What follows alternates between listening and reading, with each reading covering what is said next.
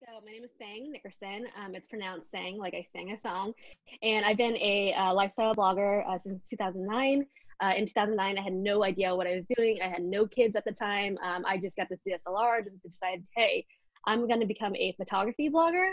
And then it morphed in the last 10 years to a lifestyle blog, to learning about analytics and data, and then me diving into SEO, and then getting a career out of it. And basically, I've learned a lot along the way. I also created a bunch of relationships and friends, and just met a lot of like industry folks as well along the way. And that's really what's exciting to me. And today, like now I run about 3 different blogs that I'm trying to stand up, or that I'm just trying to maintain. And right now I'm also trying to grow my YouTube channel. That's exciting. Well, by the way, welcome to YouTube. I know I said this earlier already, but I'm super excited that there are other women coming on YouTube to hang out with me, because it feels like a lot of times that there just aren't that many of us on YouTube. Yeah, it's really exciting just to see the growth and the potential of it. So what would you say then is, looking back at 2009 and what the world of blogging looked like versus 2020 heading into 21, what's some major differences that you see from then to now? I feel like, and it might just be me, in 2009 when I started honestly as a like wannabe photographer slash wedding photographer, because I wanted to create this side hustle of making money. And I realized throughout my decade, I enjoy the process of learning how a business works and creating pennies out of it. And so that's really what my driving factor was, if I'm being honest. But I was also sharing a lot of personal things too, because my clients were asking me about like, hey, how's your home life? You're living in the boonies. How's that? And so I was writing these blog posts about it. And then at work, I had a friend who was a blogger, and she was like, hey, I'm making money off of it. And that was like 3 years later. And that's where I saw the world change. It's like you can make money off of things that you post online. And when I told my husband about this, he's like, wait, this is money out of thin air. I'm like, apparently so, because my friends are making it. And then what I realized from then to now is like, it's a very systematic process. If you take the time to understand how it works, it's all data, it's all algorithms, it's all numbers. But at the same time, you have to understand that you have to provide people value, and a lot of people think that it's like influencer marketing is this thing where people like you because you're cool and popular or whatever, but honestly it's about value. It might be entertainment value, but you're giving value, and that's the whole purpose of all of this online marketing. And that's where I've seen the shift of influencers to providing value, and businesses are also starting to understand the importance of online marketing as well. Your husband, his comment about how bloggers make money, it says it's money coming like out of thin air. And I think that pretty much sums up what people on the outside perceive, because they don't necessarily see the steps and the stages to get paid. They just see the money coming in, and it seems, I think maybe that's why it looks like a scam to them, because they're like, there's just money coming and I have no understanding of how. Right. And so it's funny because, now he sees how much time I spend on it. Like after a decade, he's like, his tune has changed. He's like, you're making pennies now of all the like time and effort that you're putting into it. If you think about it from an hourly perspective, I'm like, yeah, but also I'm having fun with it and I enjoy it. And it's a hobby. It's like super fun. And I also told my mom, so I run this cooking blog with my mom. I'm like the ghostwriter. She sends me the recipes. And we've like started up small businesses in the past too. Like she's like a seamstress. That's her craft. And she also cooks delicious Asian food that like you can't find on the internet anywhere. Like she's Viet, but she cooks Lao food, and she also cooks Thai food. And I told my mom, I said, hey, this is a crazy idea. Our other business idea didn't work. Let's just try sharing these recipes, because no one is writing about it online. And now like she understands the business of it, and she understands that she has to cook these recipes. It's not the same recipe over and over again. And she understands that it takes time, but it's also like surprising to her. She's like, oh my God, you're making that much from a recipe that you posted for me? And I'm like, yes, because you're showing people how to do it. And so I've had to teach her how to take photos. And so she understands it's not out of thin air. Like she has to take her phone and take photos of the food and make sure it's presented nicely. And so I think if people get into the business, they'll understand how much time it takes. But the perception is definitely, as an outsider, hey, you're like getting paid to write about, I don't know, food. That should be pretty easy, and it's not. It's not. Do you share the URL for your recipe blog? Because some people are like, no, I'm not going to share my URLs. Those are secret. Do you want to promote your recipe? Because I'm happy to promote your recipe blog. I actually want to go to it now and go see. Yeah, it's cookingwithlon.com. And so those are the recipes that, you know, are from my childhood and my mom's, like, you know, upbringing. And I know a lot of people will probably try, and the reason why people don't share URLs is because people are afraid of, you know, people stealing niches, right? You know that. And so to be honest, like, I have a post on there where we're talking about using pigskin in a recipe. Like, I've not seen that anywhere online where you're using pigskin on recipes. So I'm cool with that. You know, if you want to write about pigskin and pickled pigskin, I'm totally cool with that. But like, that's why she's ranking so well, is because like people are not writing about some of this like random stuff because they don't have the experience. And what I found with just online marketing in general is you don't have to have the experience, but if you're willing to learn and understand that trade and niche down in it, like that is where all of the money and the value is. Is there a YouTube channel that goes along with cookingwithlan.com? Yeah, it's you just look up Cooking with Lon on YouTube. You'll find it. You can look up Cooking with Lon squid recipe if you wanted to find her quicker. So it's really awesome. And you know what's really awesome about this is that I'm cooking with my mom. She lives an hour away, and to start something online, which is so just fun with my mom, and cook beside her and take photos and then like post them, you know, on a blog that my kids can reference in the future, it's incredible. So when you say Cooking with Lon, it's not Lon, right? It's Lane. Yeah. Okay, because there's a Cooking with Lon, but it's not the lawn. No. So her name is actually spelled Lane, and Lon is how you say it in Vietnamese. Got it. Well, what's funny is the Cooking with Lon, Lon, the initial like even setup is kind of the same. It's this lady with like food in her mouth, like but then it has like the 3 blocks of recipes across the top. That is hilarious. Oh, and look how cute. There's your cute mom. Yeah. Super cute. Thanks. Oh, and so so you still have the lifestyle blog? I do have the lifestyle blog, so I'm trying to maintain it. And I send on my Nickerson.com site, I send if you guys want to subscribe to my income reports, you can. But I share the work that it takes on that newsletter, basically how much time, how much traffic it was last month to this month and all that. But I maintain that. And honestly, if I'm like being really transparent here, like that is a really boring site for me to maintain now. But I am getting income from affiliate, and my affiliate strategy really sucks. So no one should ever copy me on affiliate sales right now. But I'm really good at SEO at this point. But a lot of my traffic from the lifestyle blog is from Pinterest. And Pinterest has been like, when I compare the cooking blog with my lifestyle blog, like Pinterest is driving a lot of my traffic. For example, one of my big projects this holiday season was like this Christmas collar that I created, or my husband created. And I just used a Cricut machine to kind of put our name on it. And I have little handprints of my kids around it.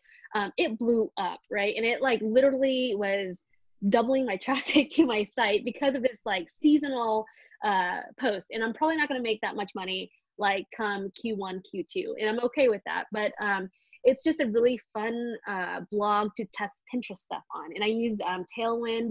I know there's like some conversations about how effective it is and not effective it is on different like forums. But if I look at the data in the analytics in Google Analytics, it's telling me that Pinterest and the Tailwind campaign is driving a lot of traffic there. So I use that to drive that. But SEO, I'm using with my cooking blog. And then I also have a blog, which I won't share the name of because I just want to test it to see how it's going to work with SEO. But it's very specific to an industry that I was in. And so it's more of a technical blog, and I want to see like how that works. And so for me, it's more of number one, like just testing crap out and see if it works and if I can like recreate it again and again and again. And then secondly, that blog actually kind of solidifies my expertise in that technical area. So it's really great for like my resume on LinkedIn and all that when I choose to share it. So that is why I started that. You know, what's interesting about some of the things you said in there, and also some of the other conversations I've been having with other bloggers who are in their first couple of years of trying to make money online, is you said, well, I started this new blog. I'm not going to share it, but I'm testing things on it. And what I didn't hear you saying is, well, I needed to go ask someone for permission or input about what to do. You said, this is something I want to see if it's going to work. And then you just decided to go out and do it. You know, say, maybe this is a fail, maybe this doesn't work, but at least then I will have that data. I will have that understanding about that strategy. And I feel like that right there, that mentality is what separates people who are going to succeed versus the folks that are still in that initial struggle that maybe it won't take off for them. Yeah. And, you know, I also help other women, like at work sometimes. They'll have like this side hustle that they want to start up. And, you know, I try to help them. I even like set up their blogs for them. But honestly, it's the consistency and also just starting that is hard for them. And what you'll find is like when people actually start taking courses and stuff, which I recommend taking courses from really good like people out there. But what I find is that they're too afraid to start. And even if someone starts helping them, like actually sets up the whole foundation, the consistency, it's like working out. Like if you're not consistently creating content day after day or week after week even, you're not going to get anywhere. And people are stuck there. So I just know that there's a lot of online gurus that are feeding off the folks that are just too afraid to start. It's like, you want to go on a diet? Then freaking go on a diet and start being consistent. And that's really what I want to say.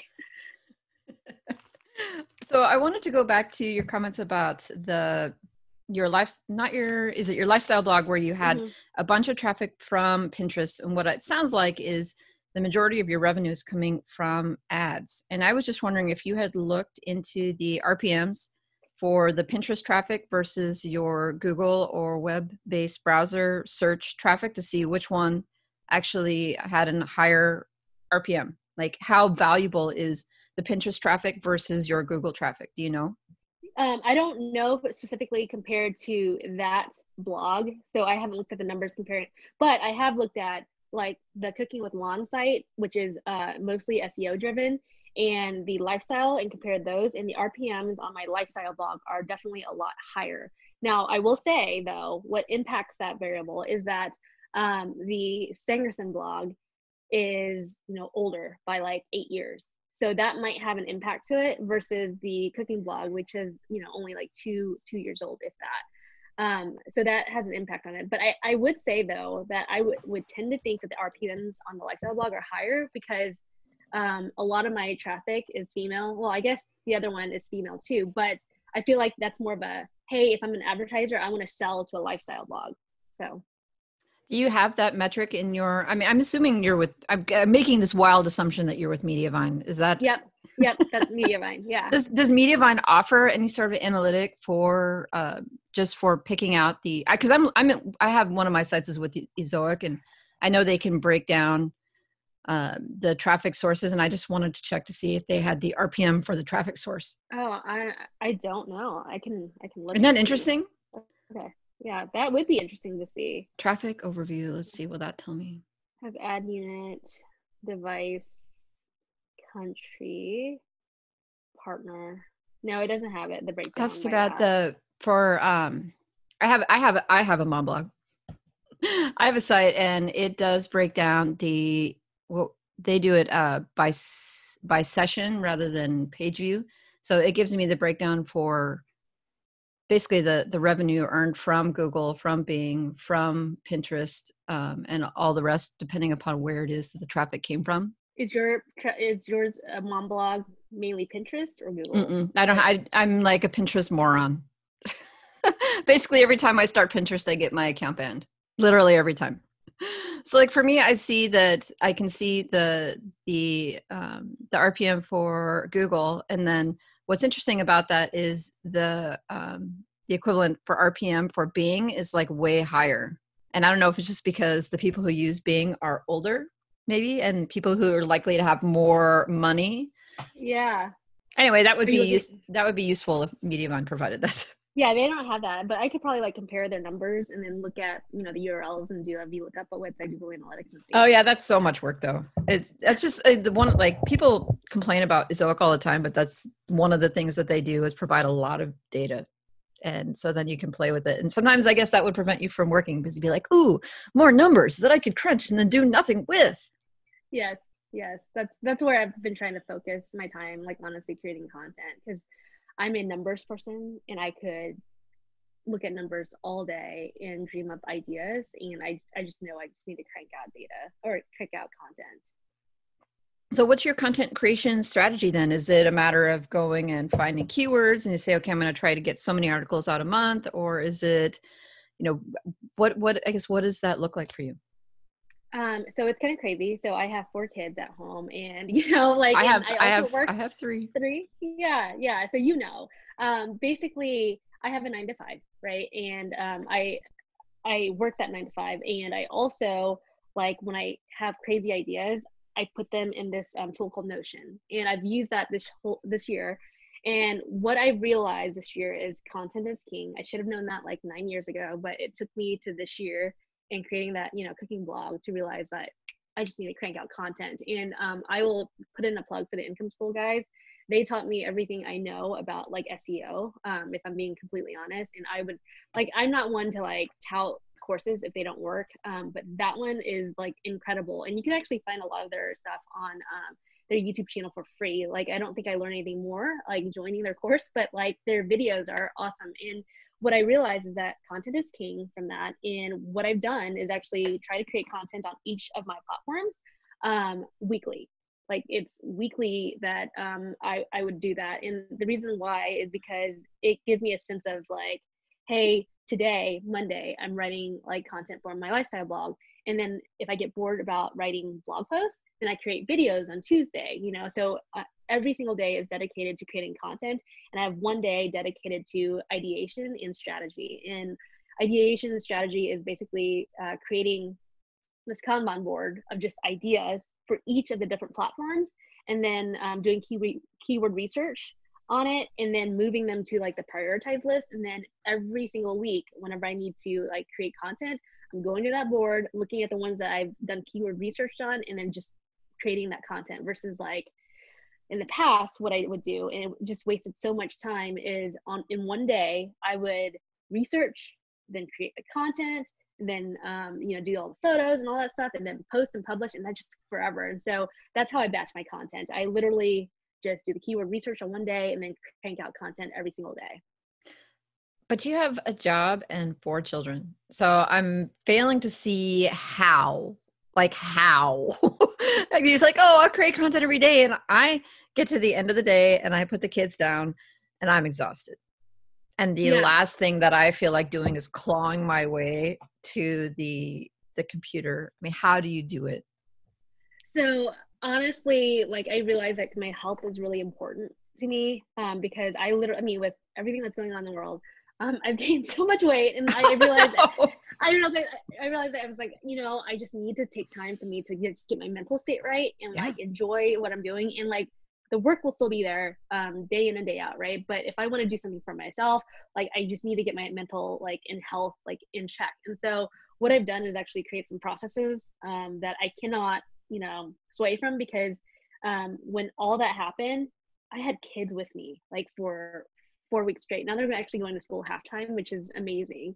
But I do it in the morning. So I work out, and then I create ideas while I'm working out on the elliptical. I call it a lazy workout.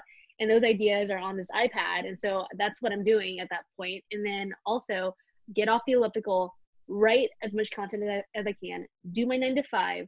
Then during lunch, I crank out as much content as I can. And then afterwards, I'm doing dance, I'm doing soccer, all the things. And then, my husband and I have time to ourselves. And then when he falls asleep, normally husbands fall asleep earlier than the wives. And so I will stay up until 10 or 11, just cranking out content. And it's not because I have to, it's because I love doing it. Like, it's just so fun. And if it's not fun for you, don't do it. But to me, it's fun.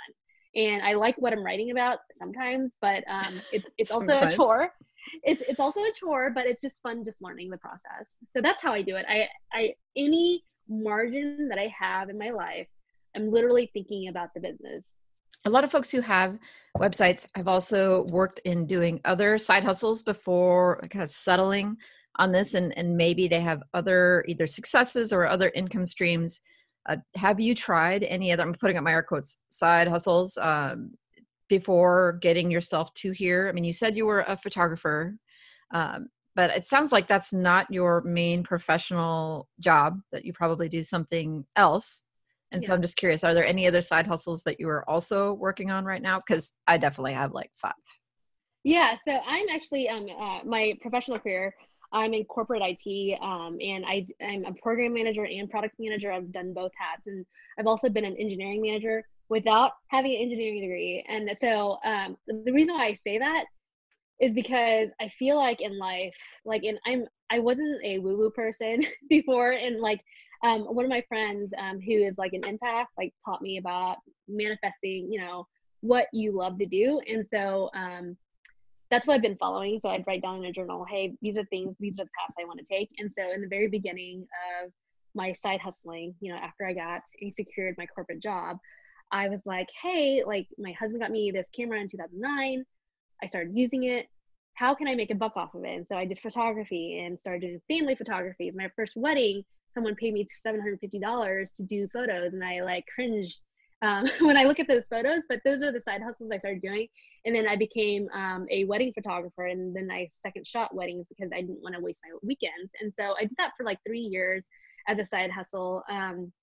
Made really good money, was able to kind of afford like some of the expensive lenses that I still use today for my blog. And then I was like, you know what? I don't want to trade time for money. Like when people pay me for weddings, like I went up to about $2,000 of people paying me for weddings to just take their photos and edit and all that stuff. And I was like, $2,000 is great, but at the same time, I'm losing my weekends. It sucks. But you know, I'm going to these fancy weddings at these country clubs, getting fed really good food and all this stuff, you know. And at the end of the day, time is money, and I needed my time back. And so after that, I started, you know, continuing the blog thing, listening to my friends, and then doing that. And then I also had the little Etsy shop for selling little tutus because I had baby girl at that time, and that completely flopped. And you know, I feel like even though some of my ventures flop, and I tell my engineers this when I work with them, fail fast, iterate faster. And what I mean by that is don't be afraid to fail. Like go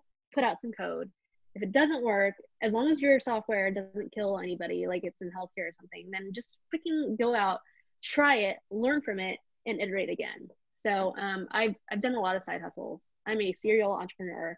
My husband tells me that, you know, I'm always trying to think of how to make the next buck. And you know what?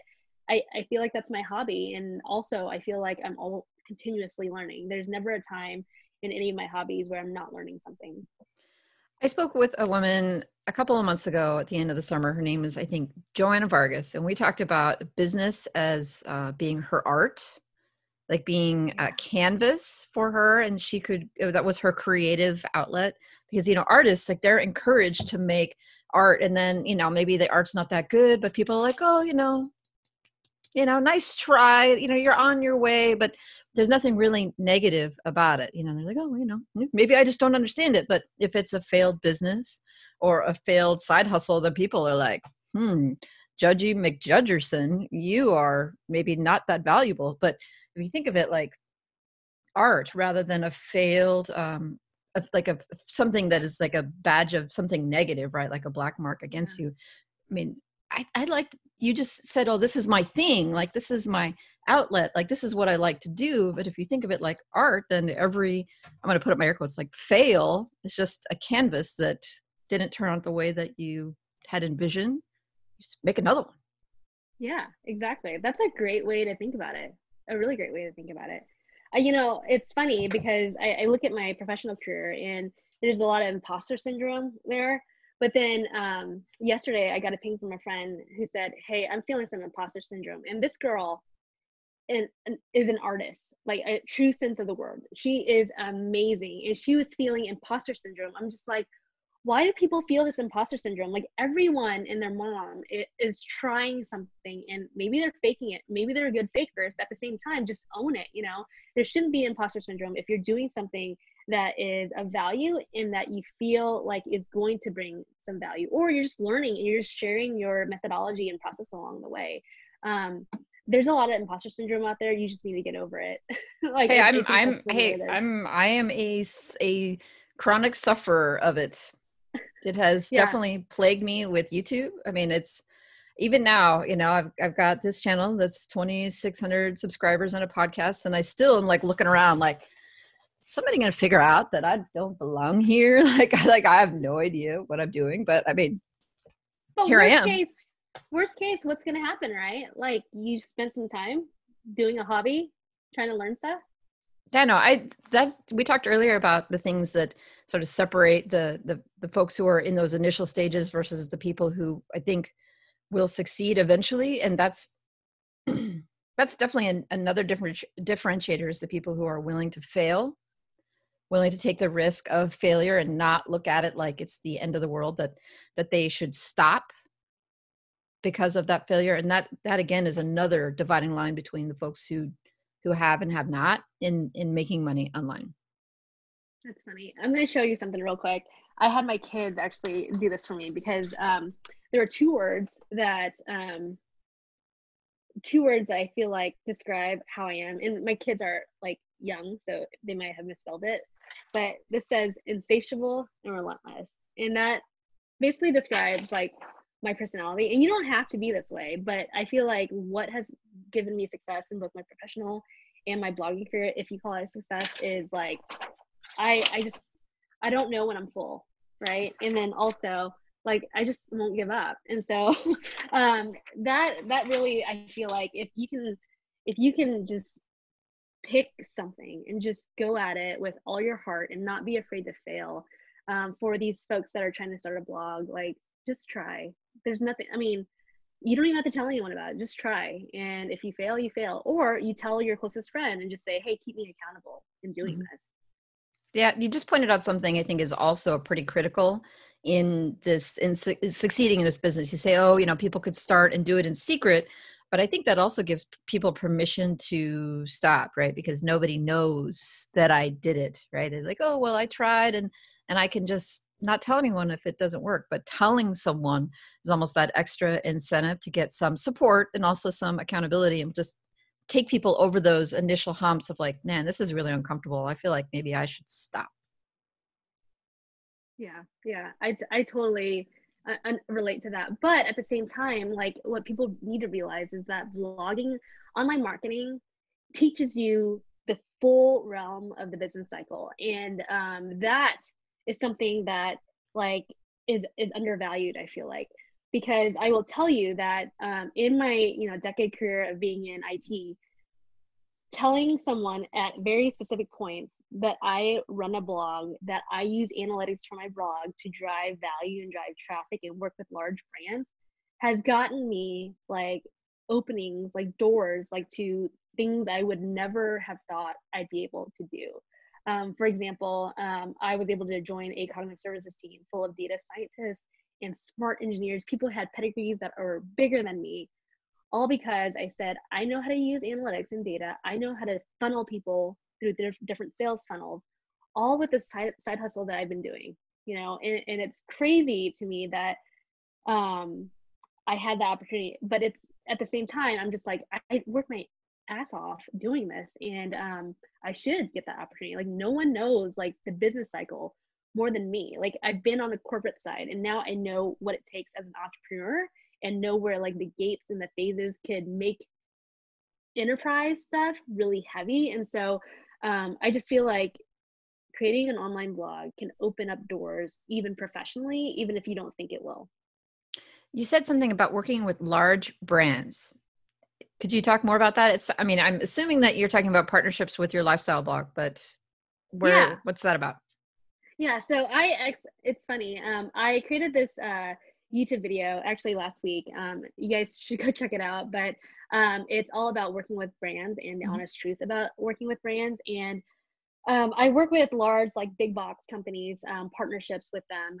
And some of them were like recipes. Some of them were also with, I'll give you an example, like a clothing brand. And I wrote like posts around my kids wearing these jackets that are like $200 jackets, but we were paid like $1,500 to $2,000 for one single blog post. So it's pretty incredible. And the way that brand collaborations work is that you work with agencies, or you even reach out to them, to their PR folks, like on their websites, and just say, hey, here are my numbers. Do you want to do a collaboration? So that type of thing. And I'll be honest, like it's not my favorite thing to do because while the money is really good up front, you have to like embed all the sales message in there and affiliate links and all that stuff. And while I normally would not accept things that didn't relate to my brand, I did, you know, and then I felt slimy. But it takes you like 3 years of doing it before you realize like you don't want to do that. An example I gave in the video is like, I had this toilet paper brand. You could probably find it on my lifestyle blog if you wanted to look, but I was paid, I think, $1,000 or something like that to write about toilet paper. At that point, I was like, this is ridiculous. And my husband was like, what are you doing taking photos of toilet paper? I'm like, Ryan, I don't know. I freaking don't know. And so at that point, I'm like, you know what? I've got to like turn this lifestyle blog more into sponsored, like not sponsored, but more of like passive, like ad revenue. And I think in 2017 was when I started slowly doing that. And then when I looked at my like income reports at the end of the year, I finally was able to kind of topple the sponsored to the ad revenue. Well, then let's talk about YouTube. So you decided that it was time, and you've been in this business for 10 years. And then recently in the last year, you started a YouTube channel. And how's that going? It's going okay. It's not great because, you know, YouTube takes like me basically having a clean house and being able to show stuff where my kids aren't like yelling and screaming. So it's been hard, but it's been fun. My low numbers actually don't discourage me, if I'm being honest. And I think that's what discourages a lot of people. But I've gotten over the point where like I understand an entrepreneur's journey now because people get like when they start, they get like very, very disappointed. And I've realized that if you're consistent at the 8-month mark, like that's when you start like seeing a lot of traction. So I know that with YouTube, I restarted it again. And so what I realized that is I just need to continue creating content. And at 8 months, that's when I should be able to start seeing a lot of things going on. I have 2 YouTube channels that I'm creating content for consistently right now. I've got my lifestyle blog, and then I have the Seng Nickerson blog where I share online marketing tips and then tech and gear because I love talking about tech and gear. I'm not a professional at any of the things that I'm talking about, but I'm sharing what works for me. And it's definitely, I think, resonated with a lot of people. So for the lifestyle blog, I'm writing more about like the projects that I've already, or I'm creating videos more on some of the things that I've already written on my blog. So it's almost like creating more content without having to come up with other stuff. So I have that, and that one is actually not growing as fast as my Seng Nickerson blog. If I look at the trajectory, while the lifestyle blog has more people, my Seng Nickerson one, apparently like I've got a lot of people who want to learn about gear and remote office stuff. And so that is what I'm sharing. And that's really exciting.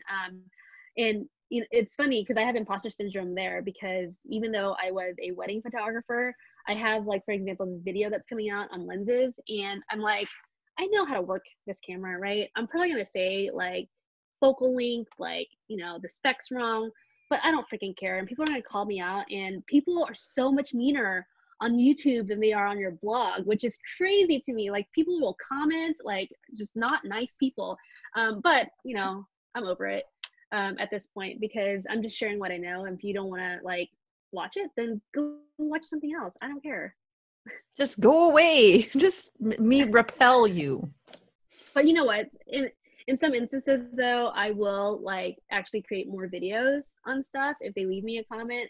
And so it just inspires me to at least create more ideas. Yeah, I mean, if somebody's like asking a legit question like that, you know, you didn't explain that part very well, or I disagree with you, or you're wrong, then you can either say, you know, yeah, you're right, I did this wrong, and here's, you know, I did more research, or I was right and you're wrong, and so there. Right. Yeah. Well, my last question could be either a really easy one or challenging one is, what did I miss? Like I've got you here with all of your 10 years of blogging experience plus uncountable other amounts of experience and expertise. And like, what did I miss? If there was one question that I should have asked you and I did not, what am I missing? I'm trying to think. That is a hard question for me. It's not easy. I would say like this side hustle opens so many relationships and doors like you wouldn't even believe, both professionally and like in the online marketing business. Here we And are. Like, here we are. Like, we don't yeah, know each other. This yeah, is the this first is like time the we've first. talked. Exactly, exactly. And I can't remember the number of times where conversations of online marketing has helped my career. Like seriously, it's incredible. You guys, I don't have a pedigree. I've got a marketing degree from University of Missouri, go Tigers.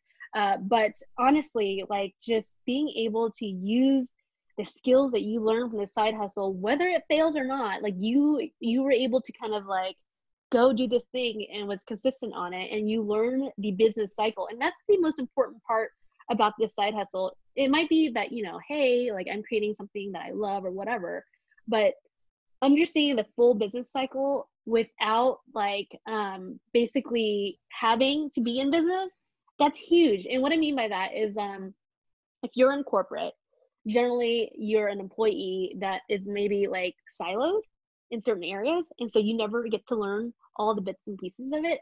And I call myself a jack of all trades. And sometimes it has like this bad connotation because you can't dive deep into stuff. But I actually wear it as a badge of honor because I can understand all the different pieces of the puzzle because I understand the online marketing side, and I'm able to take it to my enterprise side and understand where we can cut the fat. And so honestly, I feel like if anything, if you're just trying to create something for yourself, go have at it, but just know that there's a secondary layer of being able to kind of take it up a notch professionally. And then sometimes people want to fly away from the professional and just do their own thing, and that is also an option too. There's just so many different options when it comes to being able to master online marketing, and so many doors and so many opportunities. Awesome. Well, thank you so very much for being here. It's really been a pleasure to have you. And where should people go to find out more about you? Yeah, so you can check out my YouTube channel. Link It's in the description. yep, thank you. And then also Nickerson.com. And if you want to check out my lifestyle blog, it's Sengerson.com. Awesome. Well, I look forward to speaking with you more and having you back in the future, maybe for an update. Awesome. Thank you so much for having me. I appreciate it.